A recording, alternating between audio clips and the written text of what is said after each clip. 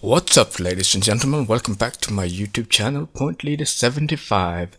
I know it's been a couple of days now since I uploaded a video lately, but that's because I've been working pretty hard on completing the lineup of Crown Model 21, and it's all started out with a station wagon, pretty much, which is the red one here at the back, and then it developed from there based on that chassis. I then proceeded making a sedan, and they all have the same engine, which is this inline 6-cylinder at 3.6 liters, producing about 250 horsepower. And they also have a coupe variant as well, same engine. They are all manually shifted, 6-speed manual. And then from there I made a sort of like a AMG or a M series of BMW series, and I sort of made it the R variant, which is these two black variants, the estate, the station wagon, and then the sedan, and then the coupe, and those have a V8 instead, at 4 liters, producing 500 horsepower. They are all all-wheel drive cars, so they kind of inspired a little bit from the Subaru Impreza, sort of. And then, of course, the natural progression from there would be to make a pure racer out of them all. So I pretty much stripped out the weight, and so the racer variants, they have only the driver's racing seats sort of left. In terms of interior, they are all all-wheel drives as well, and they produce about 1,000 horsepower and has about 1,000 Newton meters of torque, and they're pretty handful, but they are very drivable as well. Not perhaps practical. They are, as opposed to everything else, they are very mechanical. They still have a lot of aids, but they are more mechanical feel to them. So, and they are sequential, 7-speed sequential. So you do require a little bit of a clutch, especially to get started, and a little bit of clutch work on the downshift as they kick in the gears pretty harshly otherwise. So, like I said, the gearboxes do vary depending on the variants you go for. So for the racing variant, they run with sequential, 7-speed sequentials, like I mentioned. And the double R variants, the one with the mirror R's on them, they have dual clutch at 7-speed, and then the basic models have manual shifted gearboxes at 6 speeds or 6 gears, and that's much because those engines are more easy to shift, whereas the other ones you wouldn't necessarily manually shift a V8 unless you make them for it. But these are more like the double R variants, for example. They are the middle guys, and they are aimed towards more like the AMG high-speed luxury cruisers, and they are a lot more like the racer cars, but they still have the practicality, so they still have their tow hooks and what have you. whereas the racers, obviously, they don't have tow hooks. They are not supposed to be practical, but they do have these tow attachments for the event of a accident. They will have to follow some other rules in terms of being able to be towed by either towed or lifted out of harm's way, sort of lifted. So yeah, so there you have it. And so in total, 9 cars, and they all represented by a state wagon, and then the sedan, and then the coupe. So there you have it. I'll show you a little bit of driving and talk a little bit ahead, or coming up next, sort of things. Alright, moving on to the next stage. So initially we're going to be looking at the estate wagon and the racing variant, just for the fun of it. I mean, everything else is, we might have a look at the double R variant as well, just to show you guys that even if it's a big car, and it is pretty heavy, even for the race variant, we're looking at a very potent car in terms of the agility and how easy it is to really push it. And much thanks to the extreme dimensions. And that's the thing as well. I mean, I had to increase the tire width even on the front to be the exact same amount as the rear tires, and that's sort of like against the intuition, but it turned out the numbers turned out to be so much better in terms of the response from say extra throttle throughout the mid corners to exit the corners, especially if you're understeering. Given the all-wheel drive system, the way it's set up, it's actually a lot more beneficial than one would think, and so that's part why they are as wide as the rear tires.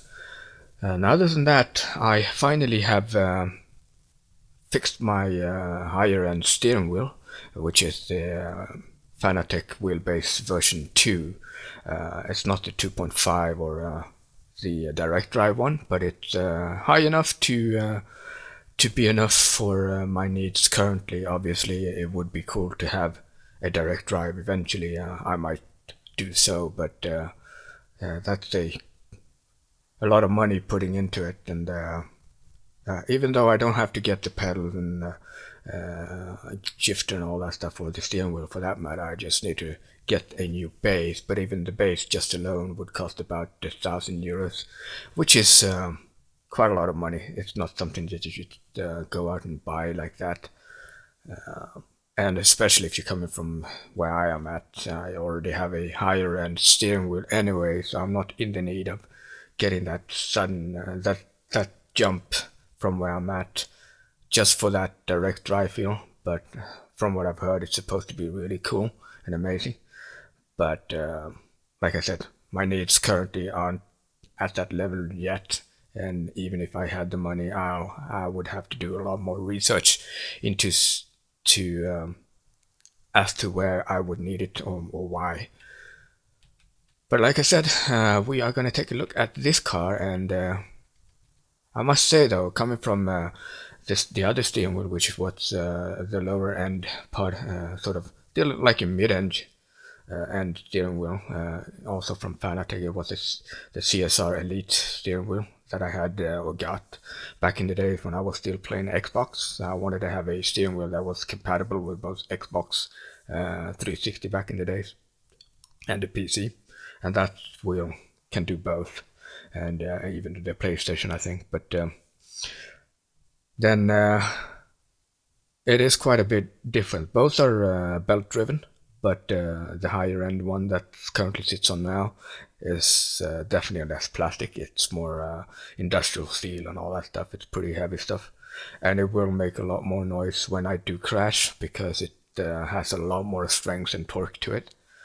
So it'll make quite a lot of noise then, but as long as I don't crash, I should be fine. And then of course I had to readjust my force feedback settings, because this one is so much more powerful that it would pretty much rip out of your hands if you're not careful. So in terms of feedback for a Fanatec wheelbase version, this variant version, these are my settings, and then it's pretty much at 100 default settings for most settings in the steering wheel setup. Even for the force setting, I think I left it at. Oh, look at that! I actually put it at 120, I think, as opposed to 100, just because I want that extra feel of connection to the road. Spring wise, it's 0. Damper wise, it's off. Sensitivity, it's automatic. Force feedback 100. Shocking or shock is done at off. ABS off. Drifting off. And that's pretty much it in terms of setup for my steering wheel. Alright, so enough talking about those stuff. Let's get to the actual action and start the engine. Oh, there we go. Gotta remember to put the clutch in.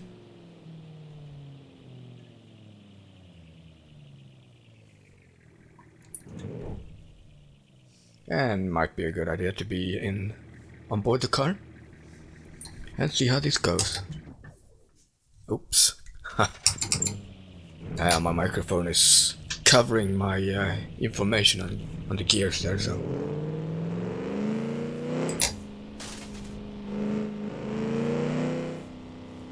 And I think I might have messed up the setup a little bit here. I think the force is actually at 110 rather than 120. And get the cursor out of the way. Yeah, so the racer variants, they come with a 5-liter V8 instead of a 4-liter that the double R's have. And like I said, these are pretty powerful. They produce 1,000 horsepower at 1,000 torque. So they have a very wide power band, so you can really work on a really low RPMs and still have plenty of power. I think the lowest torque per is found around 400 something. 400 newton meters of torque at the lowest RPM, so you have plenty of power all from the start. So what I'm doing here, since they are pretty hard on the gearing or the shifting, at least on the downshift where it takes a little bit more delicate move, I usually work a little bit on the clutch as if it were a manual shifted car.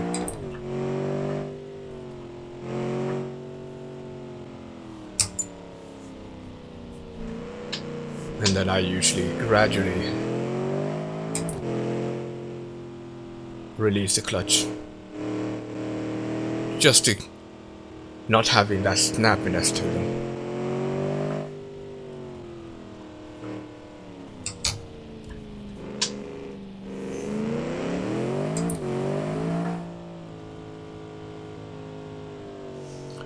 And even these cars, I mean, these racer variants, they are obviously not meant for the road, although they are very drivable, as you can see. But they're pretty hard on the shifting, and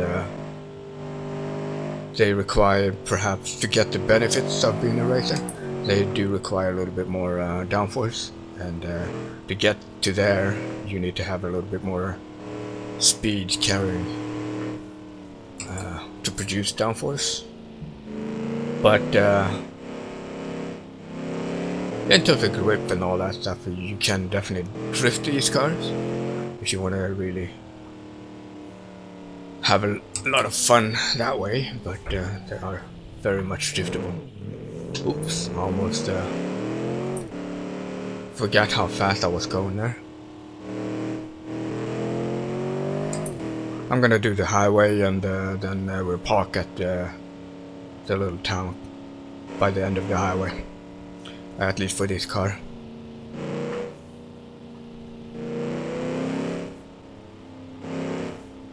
The feel is very mechanical. You definitely feel connected to everything that the car does and goes through. And That's why you need to have a little bit more extra strength on the force feedback just to get to that level. Like if you drive a car in real life, you know that you have certain resistance, and regardless of what kind of steering you have in your real life car, but you always have a certain amount of resistance, of course, just to get that fidelity to your inputs. And you want to sort of like compare that to what you want to aim for in terms of the simulator, whatever simulator you drive. And luckily for me, I have different programs for the steering wheel in terms of setup, so I can easily switch between the games or the simulators from iRacing to a set of course to this, and have the same experience throughout the programs. It's just that they are different just to accommodate for whatever simulator I drive, because they all act slightly different in terms of how they generate the force feedback. So it's better to, in my case, have different programs for different simulators, not having to necessarily do the overall changes on the settings of the steering wheel. So right now I'm just cruising, just to show you guys that you can really just cruise, or you can really push it. But just remind yourself how fast you're actually going. Those corners may not seem like much, but if you're looking at the speed you're trying to do them at, that's part why you will tend to slide a little bit sideways. Alright, so we're parking the car here and move on to the next variant. Alright, for the double R or the RR variant, this is like I said earlier, sort of like aimed to be sort of like a M series, the step up from the regular normal street car, or in Mercedes terms the AMG. Maybe perhaps a mix between AMG and Brabus in the Mercedes case, and that's more towards or where I've been aiming, because I'm more of a Mercedes fan than a BMW fan.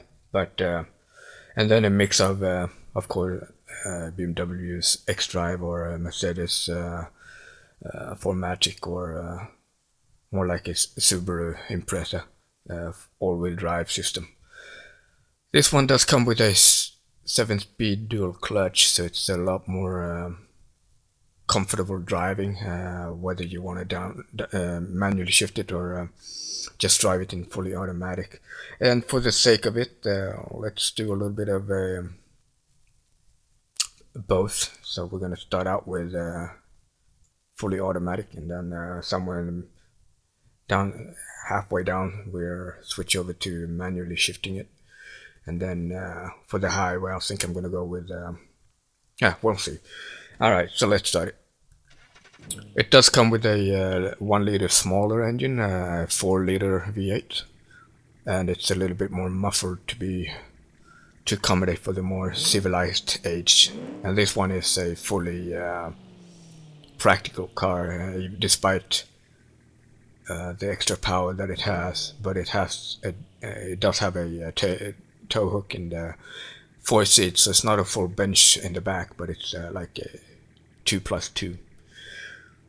Alright, let's see what this baby can do. Put in driving and cruise along. 500 horsepower is about half the amount of horsepower that you have in the race variant. But it's 500 horsepower. It's pretty good.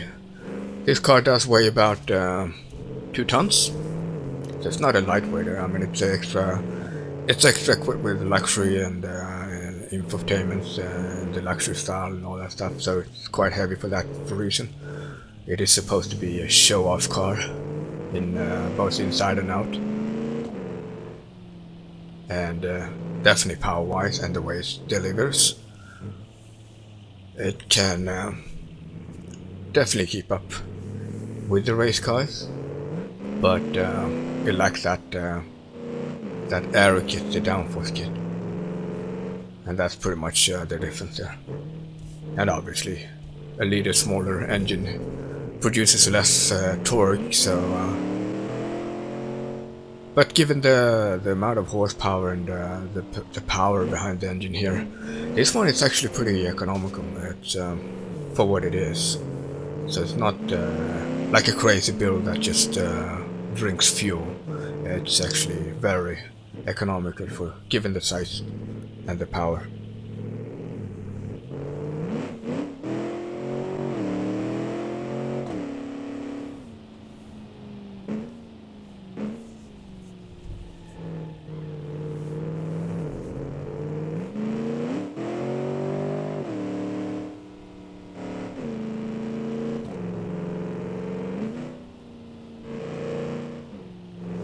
So, like 2 corners ahead here, we're gonna switch over to shifting it manually.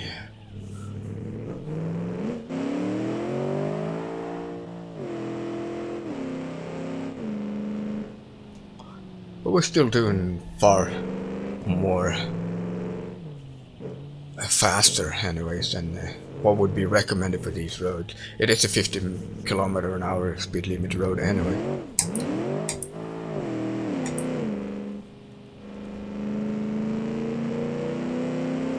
I like just cruising with this car on the lower RPM, because it does have a wide power band as well, starting out at some 400 Newton meters, even on the 600 RPM and upwards. So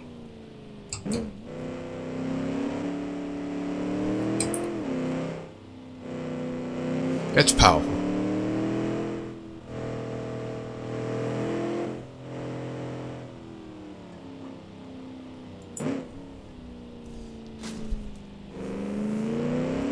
It does have bypass valves, so in certain circumstances it will make that extra noise, of course, just like the Racer. And that even applies on the 6-cylinder basic variant. And of course, it's all up to your preference in terms of what you prefer, like whether you want to go for the estate wagon or the sedan or the coupe, or all of them for that matter. I mean, why not? But they have a quite different way how they slide, because obviously the coupe is way lighter than the full station wagon. So if you want that extra agility and a little bit smaller of a package, then the coupe is definitely the way to go. It tends to be a little bit more nimble overall, and I'd say the difference between the coupe and the station wagons is about a second, maybe half a second, maybe. So it's not a huge difference between the heavy variant and the coupe, but you can definitely tell in terms of the ability to do certain transitions fast, or that fidelity and nimbleness that the coupe is offered that you wouldn't possibly be able to get out of a big station wagon or a big family car. You always have to struggle with that extra amount of weight.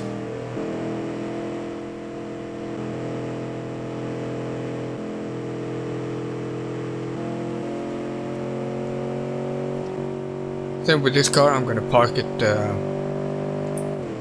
in that little town.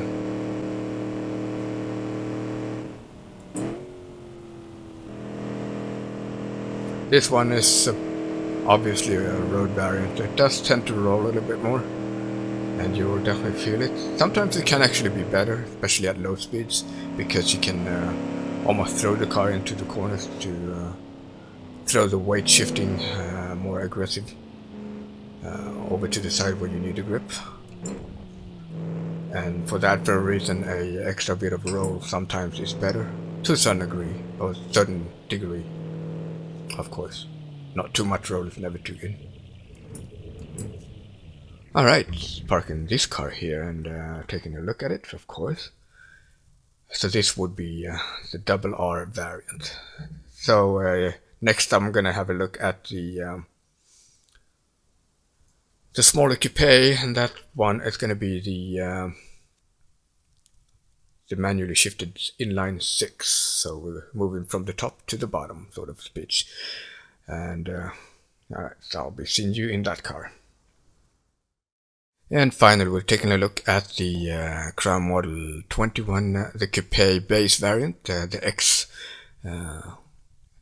So it's actually, the full name would be Crown Model 21 Coupe X, and that the X for all the cars stands for the all-wheel drive, or the pretty much that all four-wheel drive. And yeah, this one is a 6-speed manual shift. So we'll start it up and have a look and listen to what the car performs like. Don't forget the clutch, of course. Now we're talking fully manual shifted here. Alright, let's see how this car does.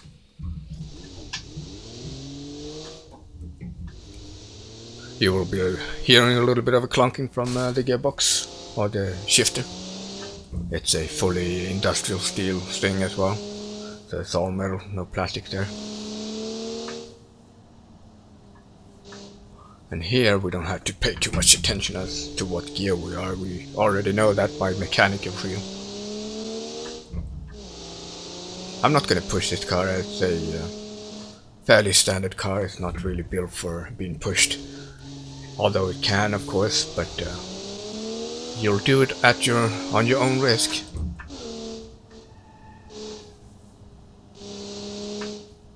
And it's not a slow car by no means. I mean, it's really it's a 250 horsepower car regardless, and this one is a coupe, so if you want to have something sporty enough but nothing too crazy, and still want to go for the basic model, the coupe is probably a good choice.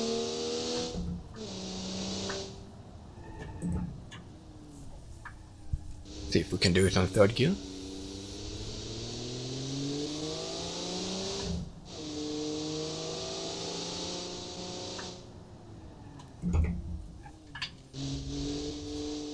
And so nice with fully manual shifted car is that you can go from second to fourth gear like in there, and then from fourth down to second. So you don't have to skip through all the gears just to get to the gear you want.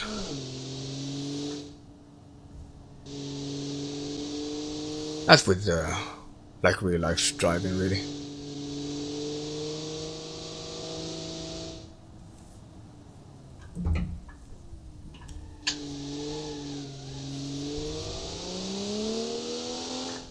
I don't know, I always forget to move the mouse cursor out of the way. It's just that it doesn't show unless it feels the forces and the vibrations coming from the steering wheel. Obviously the mouse is located right next to the steering wheel, so it will pick up the vibrations from it.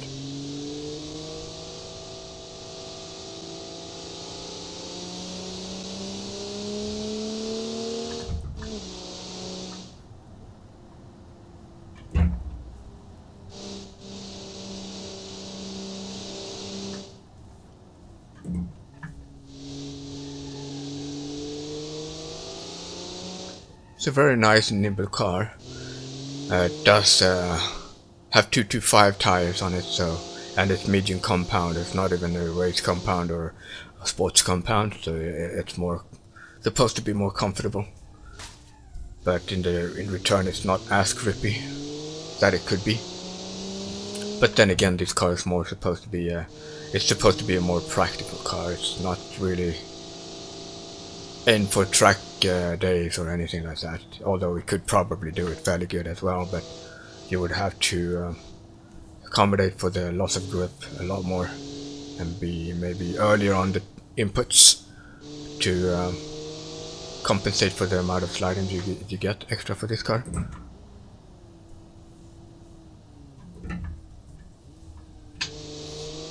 Let's see how it does on the highway.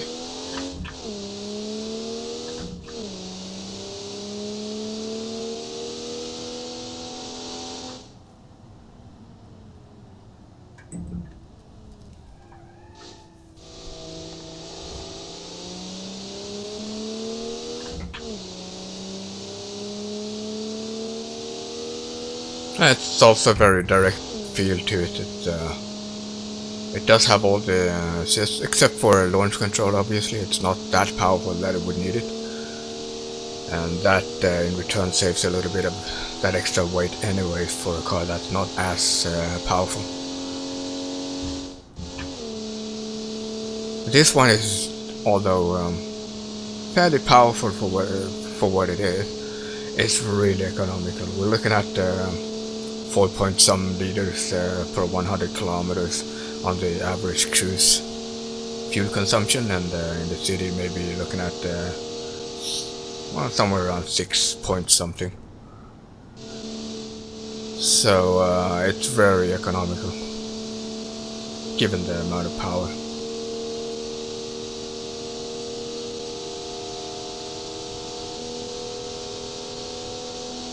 Not too shabby either. I mean, we're almost doing 200 kilometers an hour there, and not really pushing it either.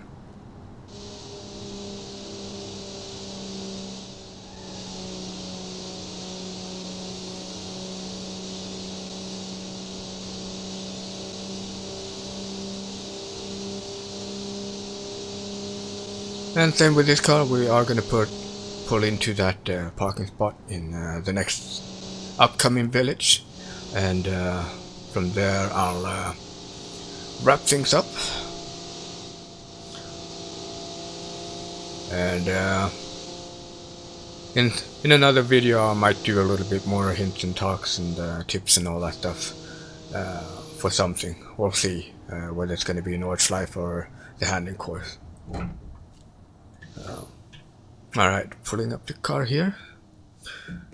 And with all that having said, thanks for watching. Don't forget to like, subscribe, and hit the bell to catch up with upcoming events. And thanks for watching, guys. See you in the next one.